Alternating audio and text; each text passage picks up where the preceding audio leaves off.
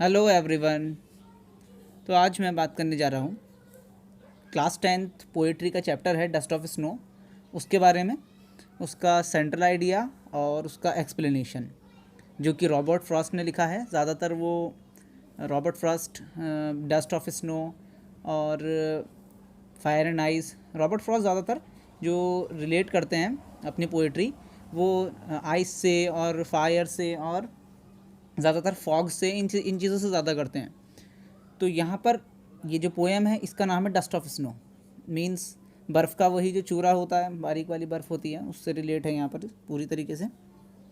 तो सबसे पहले तो इसके एक्सप्लेनेशन देख लेते हैं, देन उसके बाद एक छोटा सा एक सेंट्रल आइडिया, ठीक है, नॉट समरी, सेंट्रल आइडिया, क्योंकि पोएम में सेंट्रल आइडिया होता है, समरी नहीं होती। इसमें देखिए सिर्फ 8 लाइन्स हैं, जिसमें से 4 लाइन्स का पहले मैं एक्सप्लेनेशन कर देता हूँ। देखिए, the way A crow shook down on me the dust of snow from a hemlock tree. यहाँ पर पोएट कहीं से वापस लौट रहा होता है, देन वो एक पेड़ के नीचे से, जो कि हेमलॉक ट्री है, यहाँ पर हेमलॉक ट्री के बारे में भी बता दूंगा मैं आपको। तो वो एक पेड़ के नीचे से गुजर रहा होता है, देन उसके ऊपर कुछ बर्फ़ गिरती है ऊपर से, उस पेड़ के ऊपर से। वो पेड़ पर दिखता है तो वो एक क्रो यानी कि एक कौवा होता है, मतलब एक कौवा उस पेड़ पर बैठा होता है, और जैसे ही वहाँ से राइटर निकलता है, पोएट निकलता है, तो वो पेड़ को थोड़ा हिला देता है। शूक डाउन मतलब हिला देना, ठीक है। तो वो पेड़ को हिलाकर उसके ऊपर से बर्फ़ गिरा देता है, जो कि राइटर के ऊपर आ जाती है। अब देखिए, राइटर के ऊपर आ जाती है, राइटर ने ये क्यों बताया यहाँ पर कि उसके ऊपर बर्फ़ गिर रही है, या फिर ऊपर कौवा बैठा है। और हेमलॉक ट्री के बारे में क्यों बात की थी कि हेमलॉक ट्री जो है वो एक टाइप का एक पॉइजनस ट्री है। पॉइजनस ट्री मतलब एक जहरीला पेड़ है। तो यहाँ पर एक जहरीले पेड़ की भी उन्होंने इंपॉर्टेंस बताई है। आगे की अब लाइंस पढ़ेंगे अभी, तो उसमें आपको समझ आ जाएगा कि ये क्यों कहा गया है। देखिए, आगे की 4 लाइन्स हैं। Has given my heart a change of mood and saved some part of a day I had dreamed. Means जैसे पोएट यहाँ ये बोल रहा है कि उसका जो दिन था वो अच्छा नहीं गया था, कुल मिलाकर जो भी जितना भी अभी पेड़ के नीचे से निकलने से पहले वो जहाँ से आ रहा था, या भी जो उससे पहले जो उसका दिन का टाइम था, वो उसका दिन अच्छा नहीं गया था। तो उसने ये वाली बात यहाँ पर बताई कि जो भी उसका दिन बचा हुआ था, जो आगे मतलब एक तो वो पार्ट था जो ख़राब हो चुका था, बट अब जो दूसरा पार्ट बचा था उसकी वजह से जो क्रो ने उसके ऊपर बर्फ़ फेंकी या बर्फ़ गिराई, उसकी वजह से उसका मूड ठीक हो गया। मीन्स एक अगर हम एक लाइन में या 2 लाइन में यहाँ बात करें, तो पोएट कहीं से आ रहा होता है, उसका पूरा दिन किसी न किसी वजह से ख़राब हो चुका होता है, या फिर उसका मूड सही नहीं होता, फिर अचानक से पेड़ से बर्फ़ गिरती है, जो कि एक क्रो पेड़ को हिलाकर गिराता है उस पर, उससे उसका मूड चेंज हो जाता है। मूड चेंज मीन्स मतलब वो उसका जो बचा कुचा दिन था वो उसका अच्छा चला जाता है दिन। यहाँ पर क्यों बताया गया हेमलॉक ट्री? अब देखिए, हेमलॉक ट्री के बारे क्यों आया नाम। हेमलॉक ट्री एक पॉइजनस ट्री है, तो यहाँ पर एक पॉइजनस ट्री की भी इंपॉर्टेंस बताई गई है कि एक पॉइजनस ट्री जो जहरीला पेड़ है वो भी आपका कहीं ना कहीं आपके लिए एक अच्छा साबित हो सकता है। मतलब एक बुरी चीज़ भी, जो कि बुरी है नहीं बट उसकी ये क्वालिटी है, तो वो भी आपका कहीं ना कहीं आपके साथ अच्छा कर सकती है। जैसे कि हेमलॉक ट्री है, यहाँ पर पॉइजनस ट्री है, एक जहरीला पेड़ था, बट उसने क्या करा, उस पेड़ की वजह से उस पोएट का मूड सही हो गया, उसका जो दिन ख़राब गया था वो कहीं ना कहीं थोड़ा बहुत सही हो गया।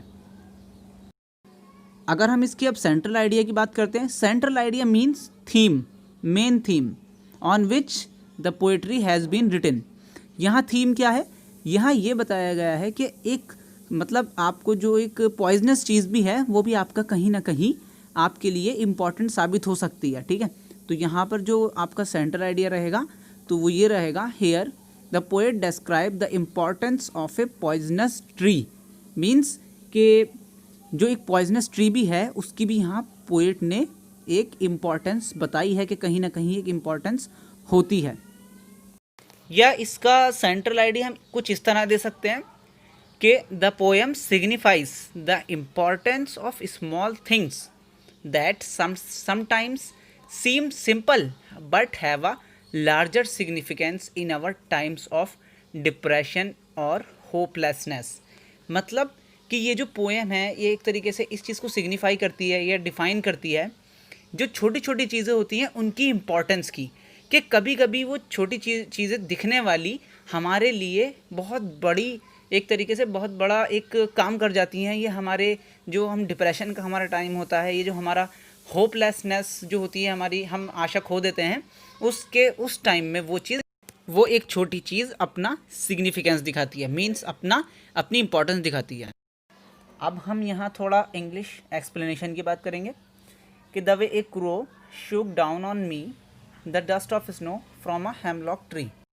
Here, the scene is about when the poet mood was not good, so he passes from a hemlock tree by which some snow fell on him, and the snow was fallen by a crow, and it changed the mood of the poet. Here crow and the hemlock tree are just like gloom and sad sorry gloom and sadness, means they are the signifiers of gloom and sadness. as ये second paragraph देख लेते हैं. Has given my heart a change of mood and saved some part of a day I had ruined. Here poet is describing about his day and about his mood. He is saying that his day, a part of his day was not as so good as he wanted. Means a part of his day was ruined by something.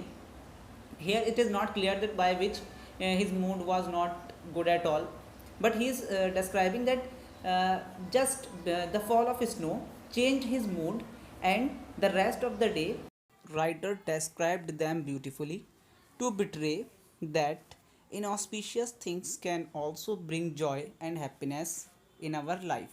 Means inauspicious things means little things. Okay,